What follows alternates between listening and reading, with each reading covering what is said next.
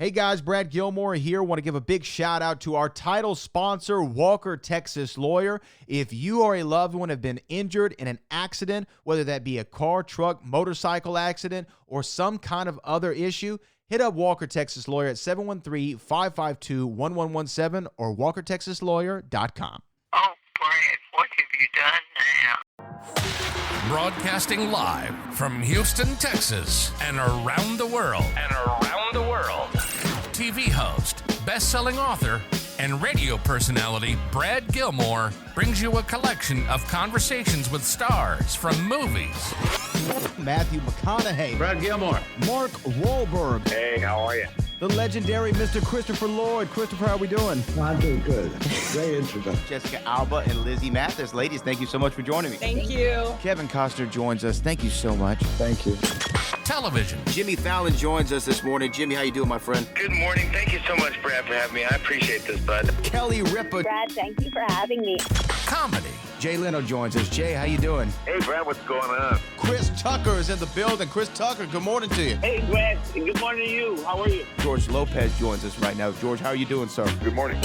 Music. Lola Monroe. Thank you. Thank you for having me. The legendary frontman of AC/DC, Brian Johnson, joins us right now. Brian, how you doing? Good morning, Brad. What lovely to talk to me, funny lad. Megan Trainor. Thank you so much, Brad. You're awesome. Chloe Bailey joins us. I appreciate the time. Appreciate you. And more. This is The Collection. Now your host, The Boat. Brad Gilmore!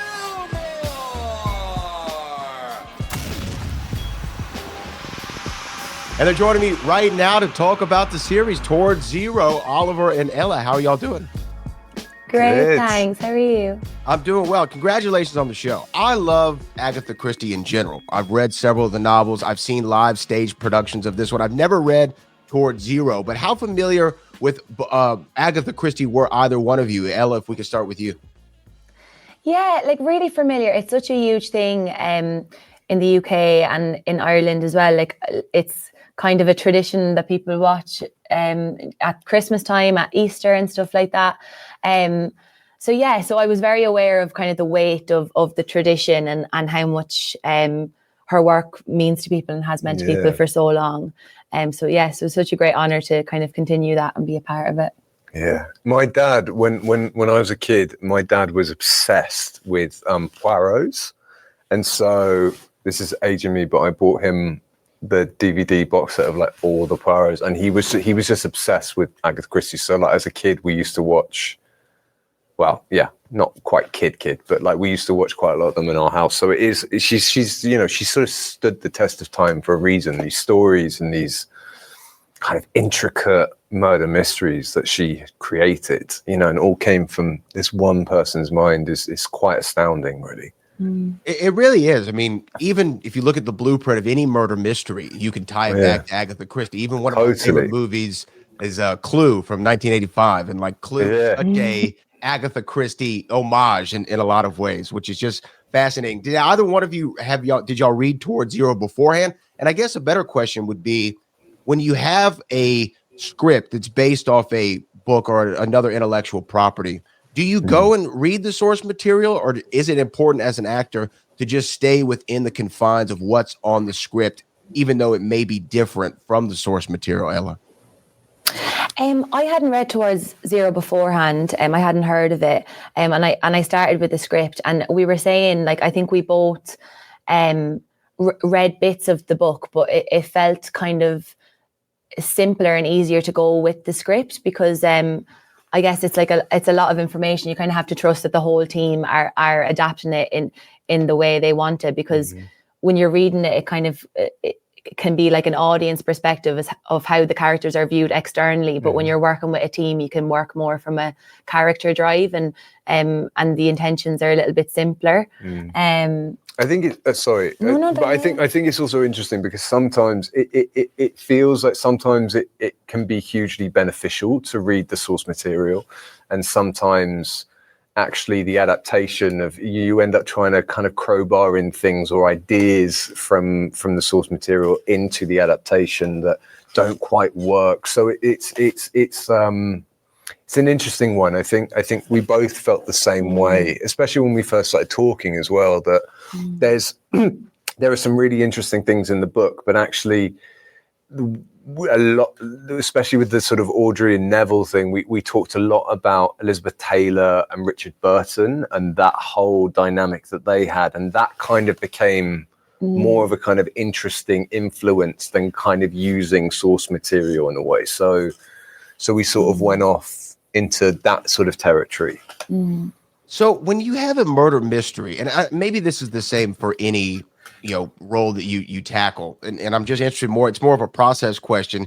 Do you go through, because like you want to leave the audience kind of hanging on to every line and every word and going, well, what does that mean? What did that delivery mean? Well, that was a strange way to say that.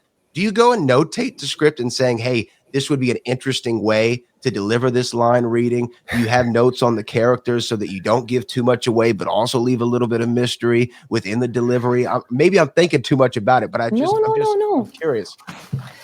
Well, I think what's brilliant about these characters is so much is under the surface. So I think like you can like have a really interesting like relationship with the script where you can figure out what they're feeling and how that is, but then also like what they're playing is very much on the page, and then that's another thing. So it's very layered, but what I think allows you to keep the danger of the murder mystery is the power, like how everything in this piece is kind of about power and about who has power in different circumstances, which is really dangerous, but it doesn't necessarily like feel like a murder mystery. Then it kind of just feels like a story, about relationships, and then you just land where you land. But I also think, like, to what you said, I think when you start thinking about an audience, especially as an actor, you get yourself stuck in a bunch of places you don't really want to get stuck in. So I think in a way, it's up to Sam, our director, and the writers and the producer to construct whatever narrative or kind of put whatever perspective onto it as that they wish for an audience. You kind of can't play it for an audience or like think, oh, I'll do this and that will mess up an audience. You can do it for the people, and everyone's playing games constantly with each other amongst the characters, and that's kind of the focus, not so much. I think if you start thinking about, if you start thinking about like people watching the thing while you're shooting, then you would be too terrified to actually get up to do it. So. Well, you know what? I really appreciate y'all's insight and the conversation, the show towards Zero. Congratulations so much on it. It's been lovely chatting with y'all. Thank you so much. Nice to talk to you, Brad. Nice to meet you. Have a good one. You too.